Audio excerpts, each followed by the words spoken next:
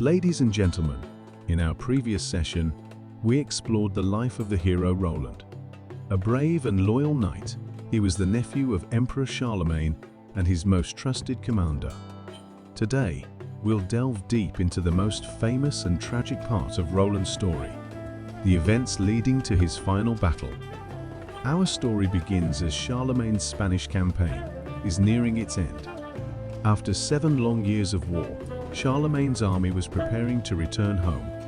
However, fate had one final trial prepared for Roland. This trial would test not just his combat skills, but his values, beliefs, and relationships. To understand Charlemagne's Spanish campaign, we need to grasp the historical context of the time. In the mid-8th century, Europe was undergoing significant changes. The legacy of the once mighty Roman Empire was fading, and new powers were on the rise. Most of the Iberian Peninsula was under the rule of the Umayyad dynasty. The Islamic expansion into Europe was perceived as a major threat to the Christian world.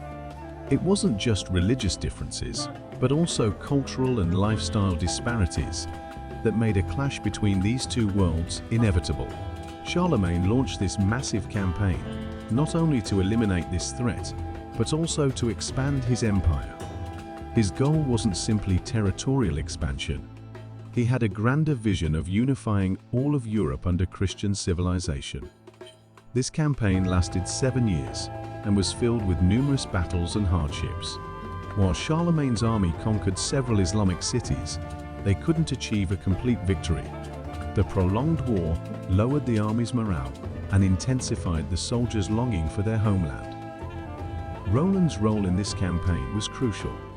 He wasn't just a soldier, but Charlemagne's right-hand man and a symbolic figure for the Frankish army. Roland's bravery was legendary. He always fought on the front lines and led his troops to victory, even in seemingly impossible battles. His sword, Durandal, was an object of fear for enemies and a symbol of hope for allies. But Roland's true strength wasn't just his physical prowess. He was an excellent strategist and a charismatic leader. His mere presence boosted the morale of the soldiers, and everyone listened when he spoke. Roland's fame spread beyond the Christian world and reached the Islamic camp. Even his enemies acknowledged his bravery, and sometimes the mere mention of his name was enough to make them abandon battle. However, this fame was a double-edged sword. The expectations and pressure on Roland grew increasingly heavy, becoming a burden on his mind. As the campaign was nearing its end, Roland began to feel a strange sensation. He was a knight who usually knew no fear, but this time was different. It was as if a shadow of darkness was creeping over his heart. This ominous feeling wasn't just a simple intuition. Roland sensed the unease within the army. Soldiers exhausted from the long war, constant conflicts with the infidels, and internal tensions, all these factors were creating a dangerous situation. Roland was particularly wary of his stepfather, Ganelon. Ganelon was jealous of Roland, and this heightened the tension within the army.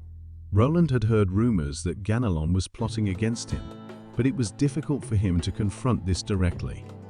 Moreover, Roland was deeply troubled about his role. He always had to live up to the expectations of being the perfect knight, the invincible hero. But inside, anxiety, fear, and fatigue were building up. Can I really live up to all these expectations? What if I fail? This inner conflict clouded Roland's judgment and intensified his sense of foreboding. Olivier, Roland's best friend and comrade in arms, also sensed this danger. One night, the two had a serious conversation. Olivier, Roland, I sense something strange. We need to be more cautious. Roland, I feel it too, Olivier. But what can we do? Olivier, what about reporting to Emperor Charlemagne? We could inform him of our situation and request support. Roland, we can't do that. We are the finest knights of the Frankish kingdom. We can handle this level of danger. Olivier, Roland, courage and recklessness are different. Sometimes, asking for help can also be a form of courage. Roland, Olivier, I see your point. But what if rumors spread that we're afraid? What would happen to the army's morale? This conversation well illustrates Roland's inner conflict. He recognizes the danger, but can't easily ask for help due to his reputation and sense of responsibility. In the end, Roland decides not to ask for help. This wasn't simply a matter of pride. There were complex reasons behind his decision. First, Roland believed in his abilities. He had won countless battles and was confident he could do it again. Second, he didn't want to betray Charlemagne's trust. As the emperor's nephew and the finest knight, he felt he should be able to control every situation perfectly. Third, Roland was worried about the army's morale. He was concerned about the impact on the entire army if rumors spread that he was anxious. Lastly, this was also a kind of resignation to his fate. Roland may have sensed that his end was approaching, and he decided to accept that fate with dignity as a hero. I am a knight of the Frankish kingdom.